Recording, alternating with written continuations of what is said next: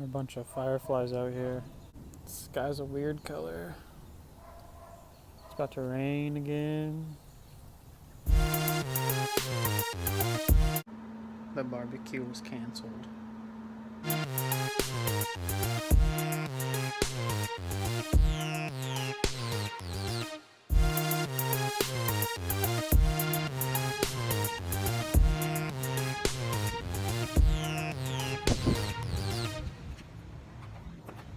Here.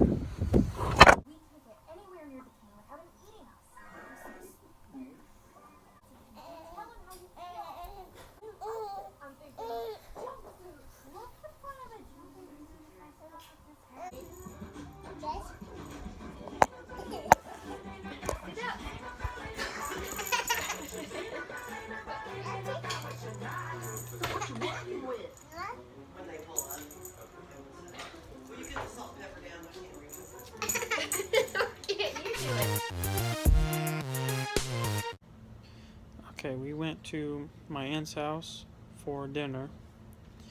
It was pretty fun. We saw the babies playing and all that. And at one point, I found this book, and I read the whole thing. And I've just been kind of thinking where my stance is on the issue. Here's a timeline that was in the book. It has some interesting dates um, over the history of gun control, and I believe different shootings. Pause if you want. I'm not a stranger to guns, and I'm not a stranger to gun control, but this did kind of present information pretty well. One thing I don't like on pro-gun side is they like to use terminology and language that suggests that there exists a certain group of people that are just criminals and they're law breakers, and then there's a group of law abiding citizens, and that the world is not that black and white. There's not just people that are going to break the law and people that aren't going to break the law. It's not that simple. I'm looking at the Second Amendment. I'm pretty sure that it was intended for all citizens to have the right to own guns. Some people on gun control side say that it only means the militia people are supposed to have guns, or are allowed to have guns. I don't think that's what it means. And one thing I don't like about the pro-gun control side is that I don't think they do see the benefit of having well-trained, armed citizens as much as they should. I've seen, and it's well vouched for, that if somebody has a weapon and they know how to use it, they can stop something from happening or end something bad that's happening. But with that being said, if you're not trained and you're trying to help, there's a very high chance that you're going to hurt instead of help the situation. So, as with many other issues that I'm looking into and trying to form opinions about, I think this one goes deeper than just gun laws, no gun laws. I think it goes deeper than that. I think that we need to start at the base of everything and start with education.